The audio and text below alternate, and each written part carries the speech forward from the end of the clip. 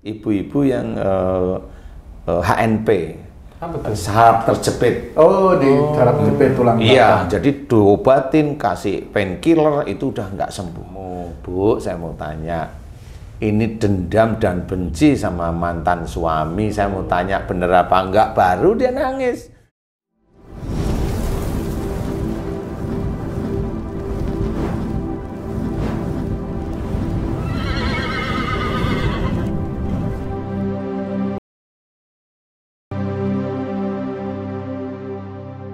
Bismillahirrahmanirrahim. Assalamualaikum warahmatullahi wabarakatuh.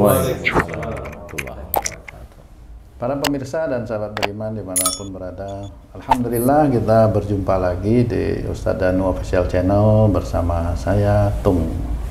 Apa kabar semua sahabat beriman? Semoga kita senantiasa selalu dalam lindungan Allah Subhanahu wa Ta'ala. Amin amin ya.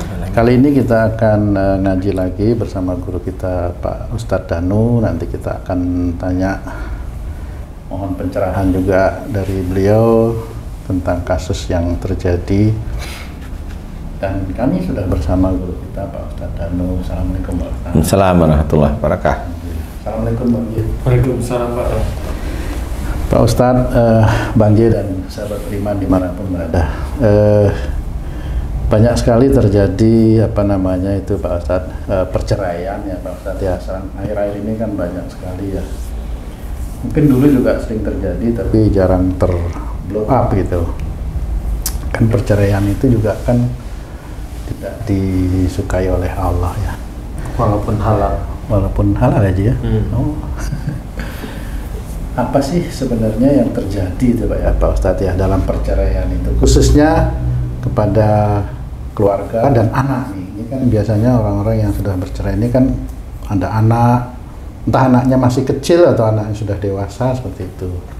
Nah, kami mohon pencerahan untuk masalah tersebut supaya kami bisa juga nanti melakukan introspeksi diri gitu Pak Ustadz untuk menguatkan iman kami. Monggo Pak Ustadz.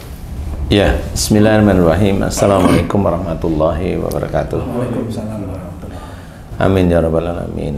Ya, memang kasus perceraian ini memang Allah tidak suka, tapi dihalalkan, dibolehkan. Nah, persoalan perceraian ini bisa memang berdampak bagi yang bercerai sendiri, juga bagi anak-anaknya.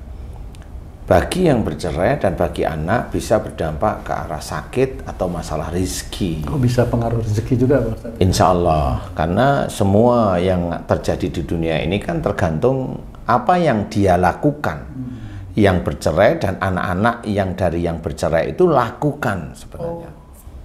Karena ini tetap berhubungan bagaimana Allah itu menurunkan rezeki. Ya, kemudian Allah juga menceritakan bahwa kalau kita itu disuruh berbuat baik sehari-hari di dunia ini, itu cara untuk menangkap rizki Allah. Kalau dalam surat Az-Zariyat diceritakan, wa fis sama'i rizqukum wa ma tu'adun. Di langit ada jalan rezekimu dan apa yang dijanjikan oleh Allah Ta'ala kepadamu. Salah satunya jalan rezekinya adalah innahum kanu qabla dzalika muhsinin. Sesungguhnya mereka di dunia selalu berbuat kebaikan. Nah, di titik inilah orang itu lupa.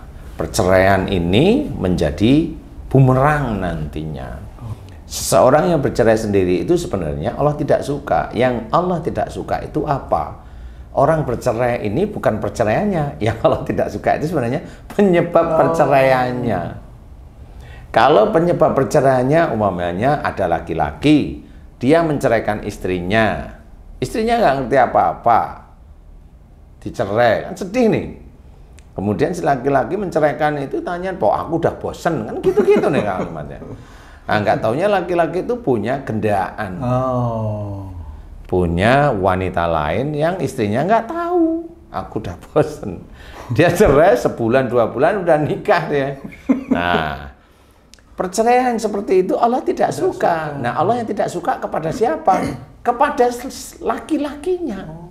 Karena dia menceraikan istrinya hanya sewenang-wenang gara-gara nafsunya. Punya gendaan lah. Punya gendaan. Kecuali laki-laki itu tobatlah kepada Allah Ta'ala, kembali pada istrinya, kan gitu ya. Tidak one prestasi. Tidak one prestasi. Dia kembali pada istrinya, kalau istrinya mau menerima. Nah, kondisi yang seperti ini mamanya pisah mamanya. Nah, yang tidak sukai Allah itu sebenarnya kalau saya amati bukan perceraiannya, penyebabnya sebenarnya. Gitu. Karena ada nafsu yang akhirnya nafsunya itu menjadikan dia menceraikan pasangannya. Seperti itu. Tidak boleh mau yang laki atau mau yang perempuan, sebenarnya dilarang oleh Allah. Makanya Allah tidak suka sebenarnya. Tapi dihalang, dibolehkan karena ya memang itu jalan keluar menurut kamu, menurut manusianya. Tapi dihalalkan. Nah, nanti dari situlah Allah melihat apa yang dikerjakan mereka. Nah, disinilah dalam perceraian ini anaknya. Karena kan biasanya ada perebutan anak, perebutan harta nggak usah kita bahas. Perebutan anak kan dipengaruhi nih sama ibunya kira-kira. Kalau anaknya tahu yang baik itu ibunya, biasanya anaknya itu akan ikut ibunya. Ya, tahu nih. Ayahnya selingkuh tahu nih. Nah, biasanya ikut ibunya. Tapi karena ayahnya arogan, anaknya diambil. Kan gitu. Bisa seperti itu. Dua-dua, kalau anak cewek sama cowok, yang laki ikut bapaknya, yang cewek ikut ibunya. Kan gitu ya. Ini cara membagi orang-orang bingung karena pingin nafsunya tersalurkan, itu kan begitu ya. Sama seperti itu. Ada yang ingin nafsunya tersalurkan, dia nggak nyerahin istrinya, nikah lagi aja, istrinya nggak tahu. Oh, sembunyi-sembunyi gitu. Ya, nanti kalau udah tua sakit-sakitan baru dia kerasan. Rasanya gimana? Mau hidup di mana? Yang pertama atau yang kedua, yang ketiga atau yang keempat? Banyak itu nggak tahu ya. Banyak. Dia nggak tahu. Orang nggak ngomong. Karena dulu itu waktu masih dia kenceng-kencengnya dia begitu, dia nyari sebenarnya. Nah itu nanti di kemudian harinya ya begitu, dia akan ngerasain sendiri. Akhirnya bentrok semuanya. Yang istri pertama nggak tahu kalau suaminya udah nikah lagi, berantem itu nanti besok. Nah inilah dia laki-laki itu insya Allah tidak bisa mengamalkan ku anfusakum wa ahlikum naro, karena tidak ada kejujuran sejak awal. Seperti itu. Kalau dianggap nggak tahu, ya sekarang nggak tahu, ntar aja tunggu, kan gitu ya. Nah pada saat si anak itu mamanya diajak oleh ibunya, umpama nih ayahnya memang benar-benar selingkuh nih, kan gitu nih ya, sehingga ibunya nggak punya suami atau gimana atau nggak tahu lah. Anaknya itu selalu mamanya diomongin tuh, mamah itu menderita gara-gara papahmu punya selingkuhan. Kalau itu terdengar terus-menerus pada anaknya, anak itu kan lama-lama benci sama ayahnya. Iya, manusiawi itu seperti itu. Nah, iya. Tapi bukan Islami. Bukan Islami, betul. Iya, manusiawi betul, tapi bukan Islami. Iya. Nah, inilah yang akan menjadi masalah di kemudian hari. Kalau dicekoi seperti itu terus-menerus, si laki-lakinya akhirnya yang menyimpan jengkel dan marah pada ayahnya. Lama-lama anaknya cewek nggak percaya dengan laki-laki, nggak mau kawin. Jadinya gitu. Nah, inilah sebenarnya bencana itu, ya trauma.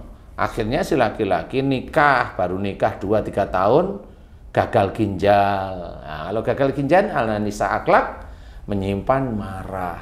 Kalau umurnya belum 45, dengan orang tuanya. Kenapa? Ini orangnya pendiam, tapi kok menyimpan marah? Cari masalahnya. Orang tuamu bisa atau enggak? Gitu aja pertanyaan saya biasanya.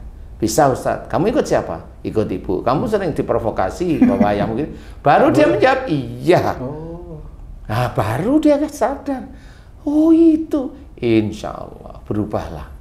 Jangan, walaupun ibumu memprovokasi kamu dengan ayahmu yang begini-begini, itu urusan ibumu, ayahmu, dan Allah.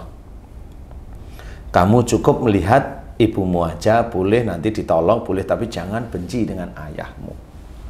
Nah itu harus dijelaskan, karena apa?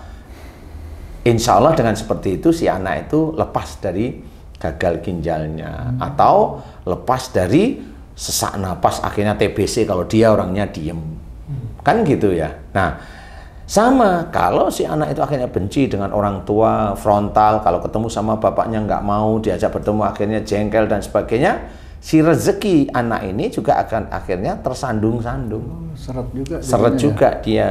Kalau punya uang banyak, habis. Kalau punya ini, habis seperti itu. Nah, ini bagi anak-anak yang labil. Oke. Kalau anaknya cewek umpamanya, ya seperti itu. Dia akhirnya nggak suka, nggak mau nikah, kenapa? Takut seperti ibunya ditinggal selingkuh. Dan kasus seperti itu banyak. Nah, inilah yang menjadikan kita harus berpikir, umpamanya mau pisah apa enggak, pikirlah ini nafsu apa-apa.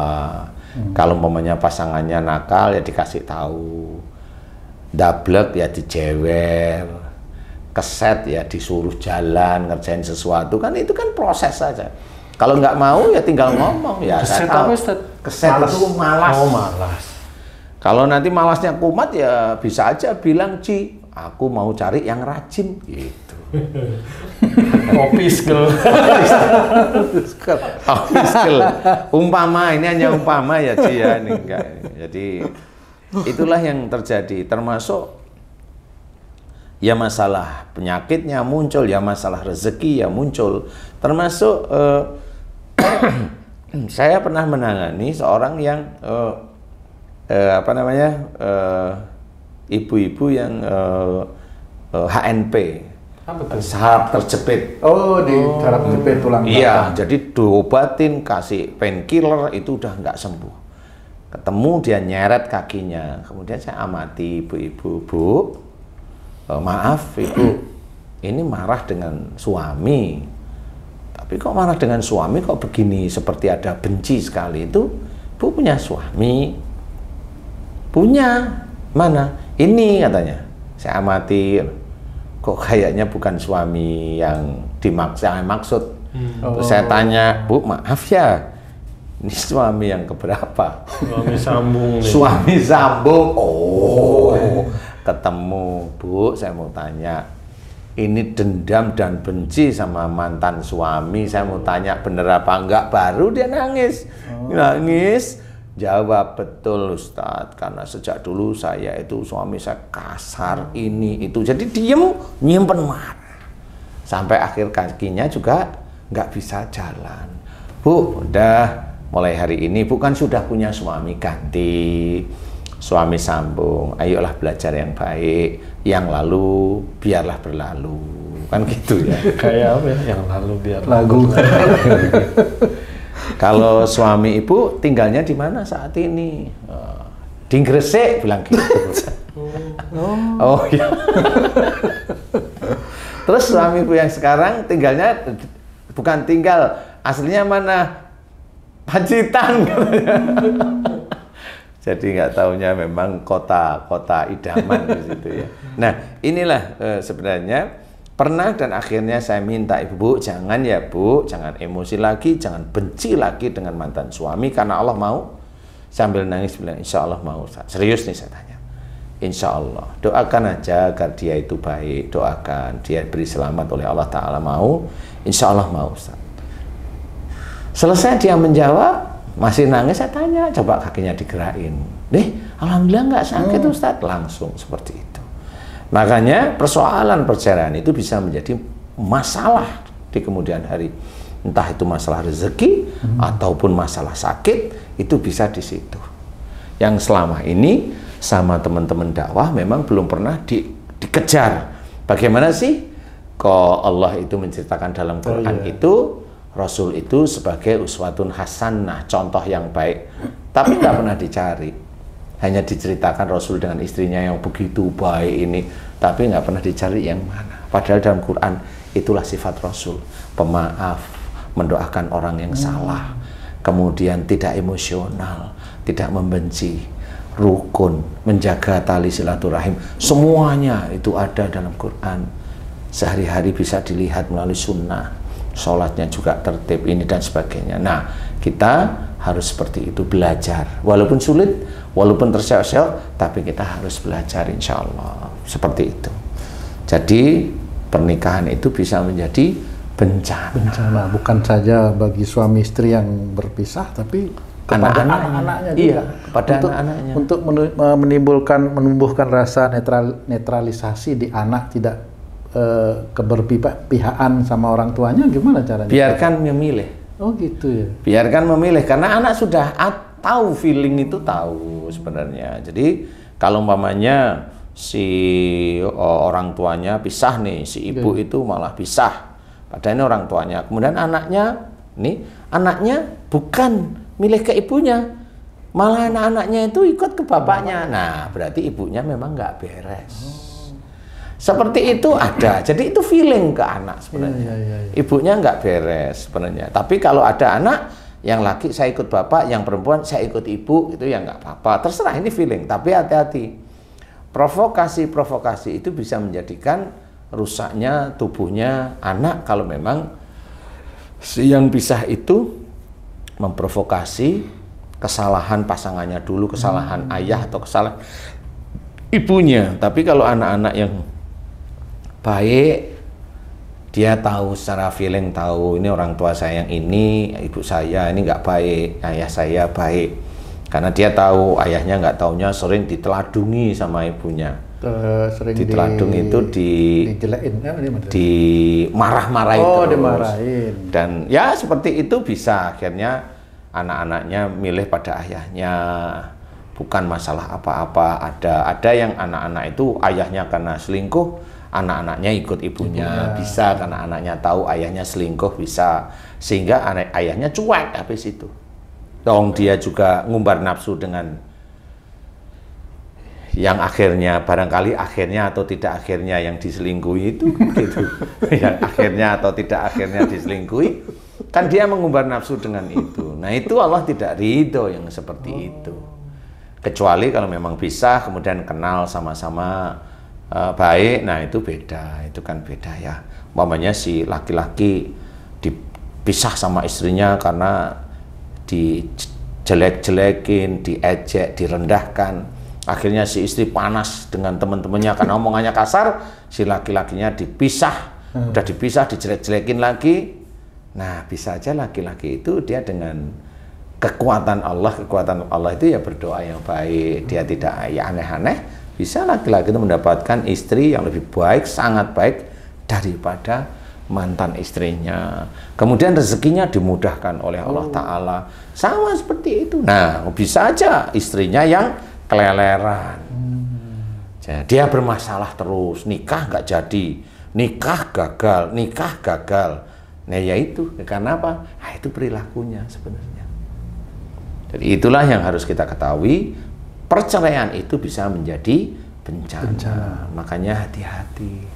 Makanya Ji jangan cerai, Ji. Ya.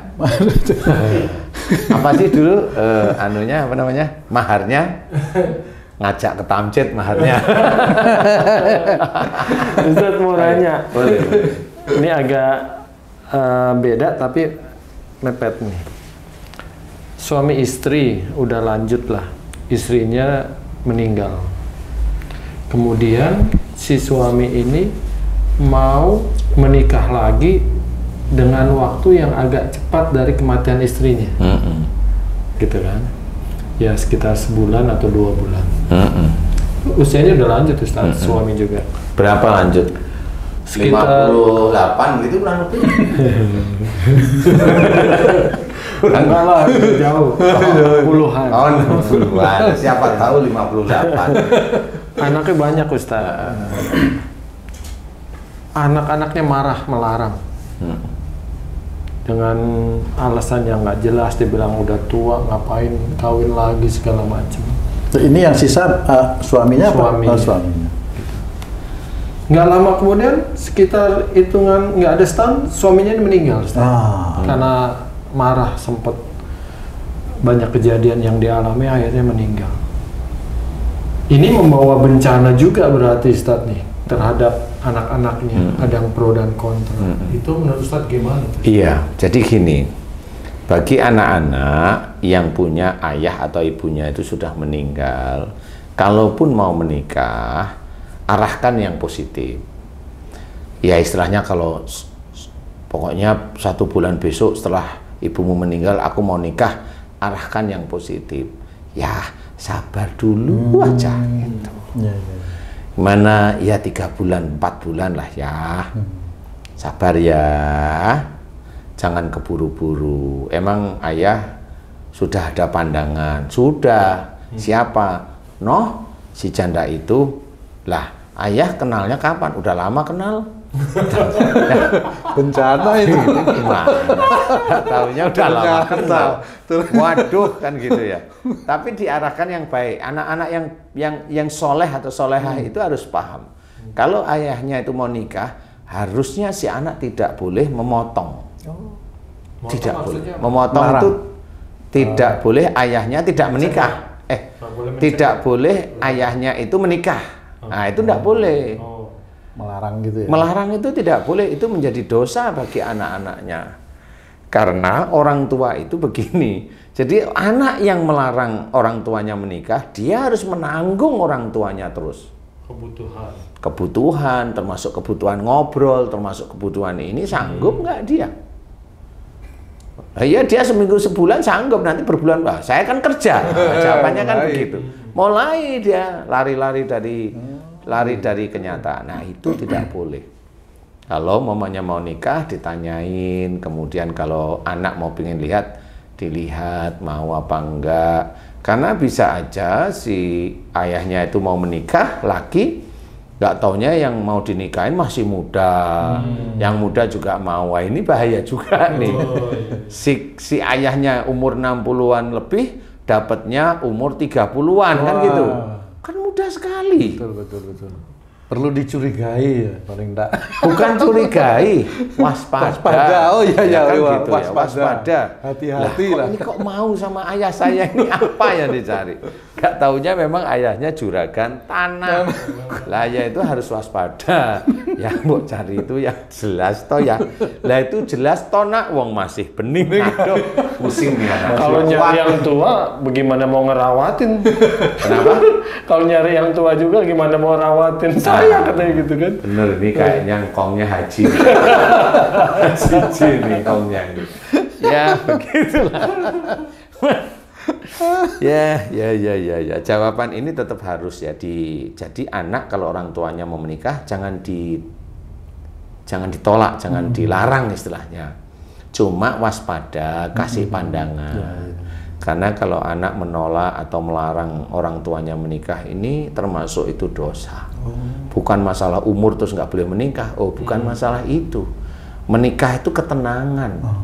Bukan menikah itu termasuk sesuatu yang menggairahkan, kan nggak begitu. Ada nikah dalam Islam itu kan ketenangan hati sebenarnya. Jadi bisa untuk ngobrol, bercengkerama, walaupun hanya cuma setiap harinya dibikinin kopi, kasih pisang goreng, direbusin jagung, hanya itu. Bertahun-tahun hanya itu, aja nggak ada yang lain. Malam tidur ya selimutan, kan gitu ya. Ya nggak apa-apa, itu kan hanya kebutuhan pengen didampingi. Nah ini yang harus kita ketahui, harus belajar bahwa anak tidak boleh melarang. Harus belajar, walaupun anak itu nggak punya perasaan nggak nyaman, tapi harus belajar. Kita takut kepada Allah, jangan memuaskan nafsu kita sebagai anak untuk melarang orang tua, jangan. Itu maksud saya. Ibu saya dulu waktu ayah saya meninggal, saya tanyain, kalau ibu mau nikah silahkan. Gitu ya Mas? Nggak mau nak. Oh ya sudah kalau nggak mau gitu. Nggak perlu ditanya kenapa nggak mau, nggak perlu juga. Nah itu bukan saya, itu kamu biasanya. Biasanya itu kamu. maksa. Nggak mau ya gitu sudah, ya? alhamdulillah gitu. Karena barangkali beliau lihat anak-anaknya seneng, anak-anak yang nyenengin maksudnya. Ya nggak nyenengin ya sebel itu Pak. Kan ada anak yang nyenengin itu seneng gitu. Tapi anaknya beliau ya diem aja. Ya, ibu saya ya gitu. Kalau ketemu sama saudara saya yang itu, diem aja nggak ngomong. Itu ya harusnya dia tahu bahwa ibu saya itu nggak suka sama dia. Tapi dasar muka gedek ya nggak tahu ya. Kan nggak tahu muka gedek itu gimana ya. Tapi intinya harus difahami. Tidak boleh kita melarang sebagai anak untuk orang tua yang mau menikah. Itu kunci. biarkan, kan gitu ya. Nah cuma ya yang ditakutkan waris ya gimana lagi, memang keadaan begitu. Nah bagi anak yang melarang nanti besok dia akan terjadi seperti itu. Bisa aja terjadi seperti itu. Kenapa? Bisa aja anaknya, salah satu anaknya cewek atau anaknya yang dia senengin malah nggak nikah. Mbok nikah kamu lupa dulu itu melarang ayahnya menikah. Kok nggak nikah, akhirnya kurang pinter ke ini, malah musyrik semua. Cariin ini musyrik itu. Nah itu akhirnya rusaklah dia imannya, sehingga menjadi dia tidak diterima besok di surga. Salah satunya itu. Makanya harus hati-hati kita hidup. Ya, mudah-mudahan kita senantiasa dilindungi oleh Allah Ta'ala. Amin. Allahu a'lam.